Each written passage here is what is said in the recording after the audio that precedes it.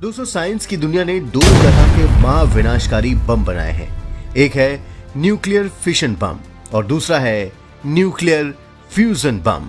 इन दोनों बमों के विस्फोट से भयंकर तबाही होती है। इन दोनों में भी न्यूक्लियर फ्यूजन बम की ताकत न्यूक्लियर फिशन बम की तुलना में हजारों गुना ज्यादा है। दोस्तों, आपको जानकर हैरानी होगी कि इन दोनों बमों को पहली बार बनाने वाले वैज्ञानिक अमेरिका और यूरोप के हैं, लेकिन पश्चिम के ही वैज्ञानिकों का दावा है कि ऐसे महाविनाशकारी बमों का आइडिया उन्हें सनातन भारत के महान ग्रंथ भगवत गीता से मिला है। अब देखते रहिए द कर्मा। दोस्तों, आज दुनिया में जितने भी एटम बम मौजूद हैं वो सब फिशन बम है, जबकि जितने हाइड्रोजन बम हैं वो सब फ्यूजन बम है। फिशन बम में एक भारी परमाणु भार वाले नाभिक का विखंडन या फिशन होता है। नाभिक के इस विखंडन से बहुत ज्यादा मात्रा में ऊर्जा यानी एनर्जी निकलती है, जिससे भारी तबाही की जा सकती है। दूसरी तरफ फ्यूजन बम में दो हल्के परमाणु भार वाले नाभिक का संलयन या जुड़ाव या फिर कहिए कि फ्यूजन होता है, और इस फ्यूजन में विशाल मात्रा में ऊर्जा या एनर्जी निकलती है जो महाविनाश ला सकती है। दुनिया में पहले फिशन बम यानी एटम बम आया, उसके बाद वैज्ञानिकों ने फ्यूजन बम यानी हाइड्रोजन बम भी बना लिया। एटम बम बनाने वाला पहला देश अमेरिका है। अमेरिका ने 16 जुलाई 1945 को पहली बार एटम बम का सफल परीक्षण किया था। दुनिया के पहले एटम बम को बनाने के प्रोजेक्ट का नाम मैनहट्टन प्रोजेक्ट था। इस प्रोजेक्ट के वैज्ञानिकों के हेड जूलियस रॉबर्ट ओपेनहाइमर थे, इसलिए ओपेनहाइमर को ही परमाणु बम का जन्मदाता माना जाता है। आपको हैरानी होगी कि ओपेनहाइमर परमाणु बम बनाने के कई साल पहले जब स्टूडेंट थे तभी से भगवत गीता उनकी फेवरेट बुक थी। ओपेनहाइमर ने 1925 में हार्वर्ड यूनिवर्सिटी से केमिस्ट्री में बैचलर डिग्री और फिर 1927 में जर्मनी की गोटिंगन यूनिवर्सिटी से फिजिक्स में पीएचडी की डिग्री हासिल की थी। साइंस की किताबों के साथ ओपेनहाइमर भगवत गीता किताब को लेकर बेहद रोमांचित रहते थे। गीता को उसके मूल स्वरूप में समझने के लिए उन्होंने संस्कृत सीखी थी और बाद में खुद गीता का अनुवाद भी किया था। ऐसा माना जाता है कि ओपेनहाइमर को महाविनाशकारी एटम बम बनाने का आइडिया गीता से मिला था और महाविनाश के उसी आइडिया को अपनाकर वैज्ञानिकों ने आगे हाइड्रोजन बम भी बना दिया। ओपेनहाइमर ने परमाणु बम बनाने के बाद कई बार इस बात के संकेत भी दिए थे। एक बार जब ओपेनहाइमर से रोचेस्टर यूनिवर्सिटी में लेक्चर के दौरान जब एक स्टूडेंट ने पूछा कि जिस बम को मैनहट्टन प्रोजेक्ट के दौरान विस्फोट कराया गया था, क्या वो ऐसा पहला बम था? इस सवाल के जवाब में ओपेनहाइमर ने कहा कि आधुनिक युग में यह जरूर पहला था। ओपेनहाइमर ने अपने इस जवाब से इस बात के संकेत दे दिए थे कि एटम बम जैसे महाविस्फोट पहले भी हो चुके हैं। लोगों का मानना है कि इस जवाब को उन्होंने भगवत गीता के आधार पर ही दिया था।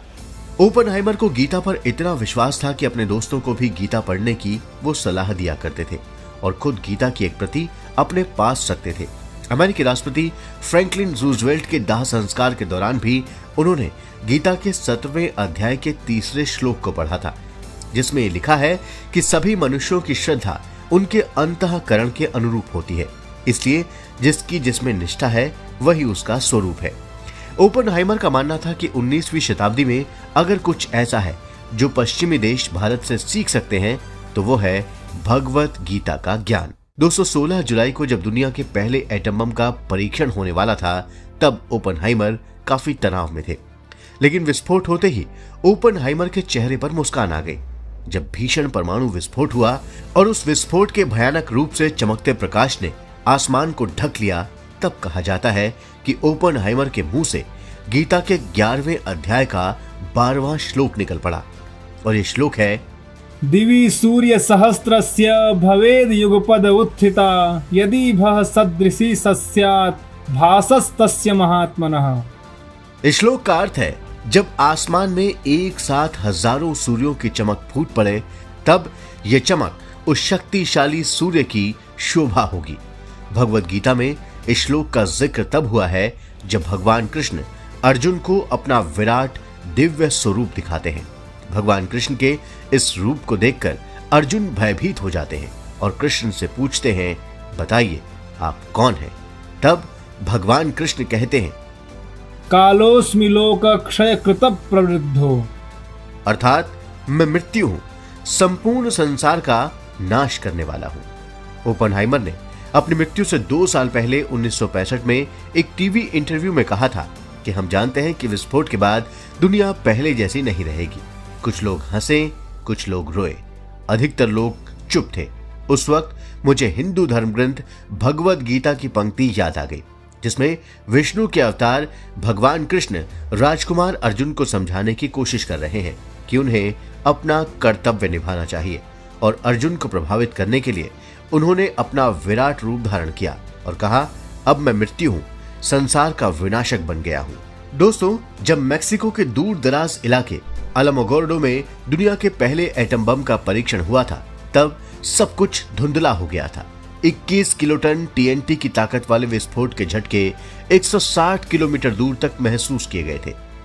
जुलाई 1945 में पहले एटॉमिक टेस्ट के अगले ही महीने दुनिया ने इससे होने वाले महाविनाश को भी देख लिया था।